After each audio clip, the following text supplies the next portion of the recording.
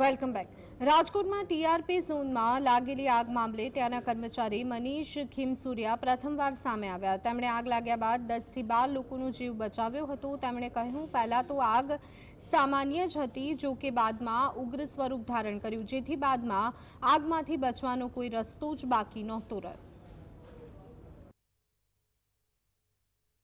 Game zone में TRP game zone में job करतो હતો અને ત્યાં અચાનક વેલ્ડિંગ કામ થવાથી આગ લાગી। સામાન્ય આગ હતી ત્યાં અને ત્યારે આગ એવી ભયંકર થઈ ગઈ કે બચવાનો કોઈ ચાન્સ જ ન રહ્યો।